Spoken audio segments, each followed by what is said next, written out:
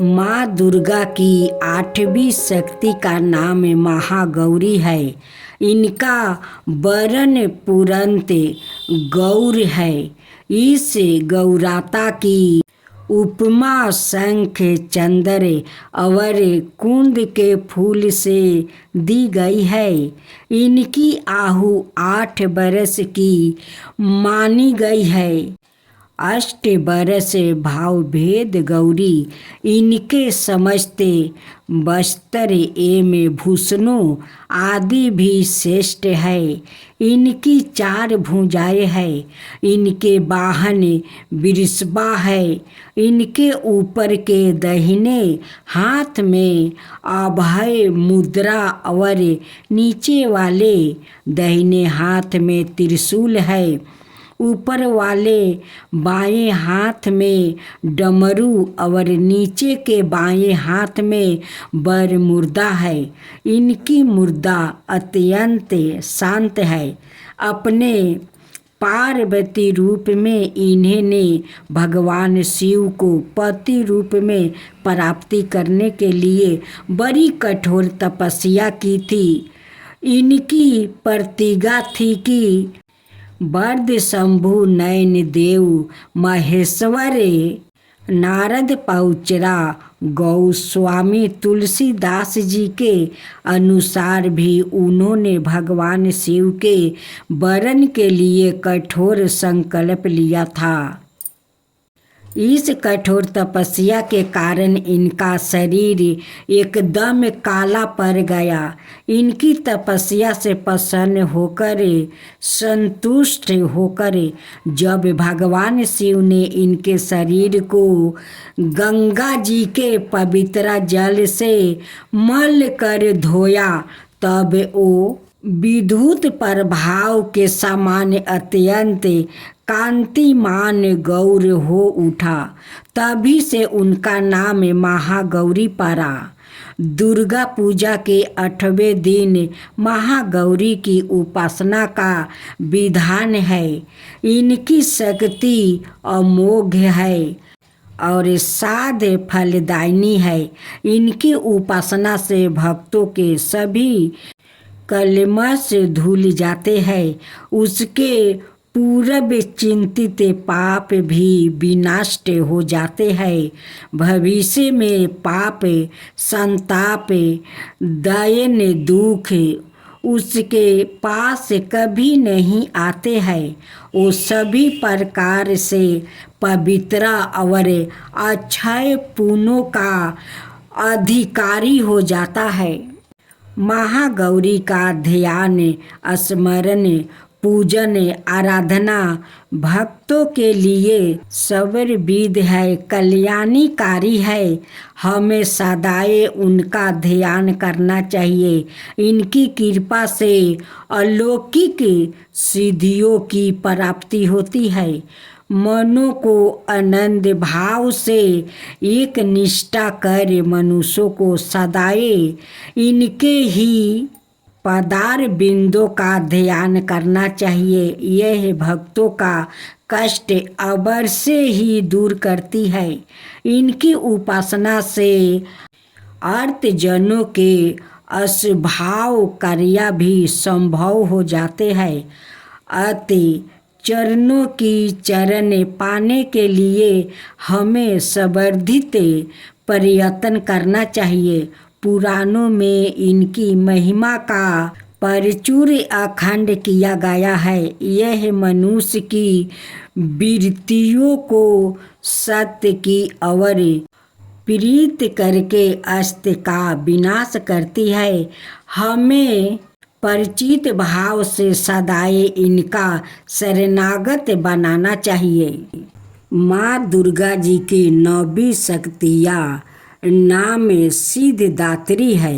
यह सभी प्रकार की मकंड पुराण के अनुसार अनिमा महिमा गरिमा लघिमा पराकायम ईशितवा और अवसितवा, यह 8 सिद्धियों होती है। श्री कृष्णा जन्म अखंड में यह संख्याएँ 18 बताई गई है। इनके नाम इस प्रकार है। माँ सिद्धिदात्री भक्तों और साधकों को यह सभी सिद्धियाँ प्रदान करने में समर्थ है। देवी पुराण के अनुसार भगवान शिव ने इनकी कृपा से ही इन सिद्धियों को प्राप्ति किया था।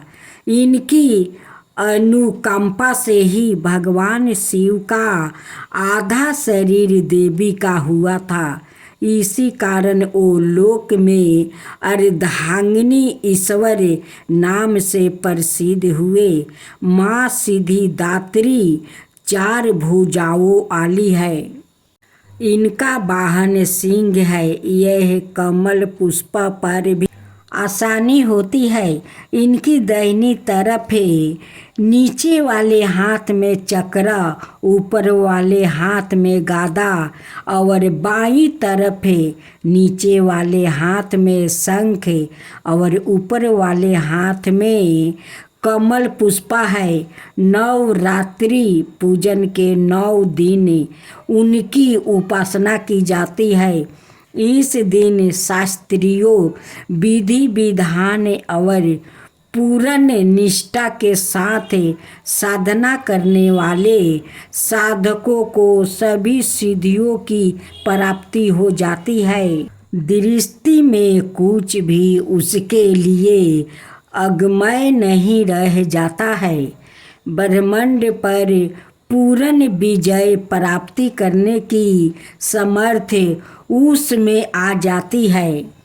प्रत्येक मनुष्य का यह कर्तव्य है कि वो माँ सिद्धिदात्री की कृपा प्राप्ति करके निरंतर प्रयत्न करे, उनकी आराधना की और अक्सर हो। उनकी कृपा से अनंत दुख रूप संसार से निर्लिप्त रहकर सारे दुखों को भोग करता हुआ वो मोक्ष को प्राप्ति कर सकता है। 9 दुर्गाओं में माँ सिद्धिदात्री अंतिम है। अन्य 8 दुर्गाओं की पूजा उपासना शास्त्रीय विधि विधान के अनुसार करते हुए भक्त दुर्गा पूजा के 9 दिन उनकी उपासना में प्रवृत्त होते हैं। इन सिद्धिदात्री माँ की उपासना पूर्ण कर लेने के बाद भक्तों और साधकों की लौकिक परलौकिक सभी प्रकार की कामनाओं की पूर्ति हो जाती है। लेकिन सिद्धिदात्री माँ के कृपा पात्र भक्तों के भीतर कोई ऐसी कामना शेष बचती ही नहीं जिसे वो पूर्ण करना चाहे। वो सभी सांसारिक इच्छाओं, आवश्यकताओं और अस्प्रियाओं से ऊपर उठकर मानसिक रूप से माँ भगवती के दिव्य लोक में विचरण करता हुआ उनके कृपा रस पीयूष का निरंतर पान करता हुआ 20 भोग सुनय हो जाता है। माँ भगवती का परम शास्त्रिधि की उसका सबस्ते सबर हो जाता है। इस परम पद को पाने के बाद उसे अन्य किसी भी वस्तु की आवश्यकता नहीं रह जाती। माँ के चरणों का यह शास्त्रिधि प्राप्ति करने के लिए हमें निरंतर नियम निष्ठा रह कर उनकी उपासना करनी चाहिए। माँ भगवती का स्मरण ध्यान पूजन हमें इस सांसारिक आश्रयता का बोध करते हुए वास्तविक परम शक्तिदायक अमृत पद की ओर ले जाने वाला है।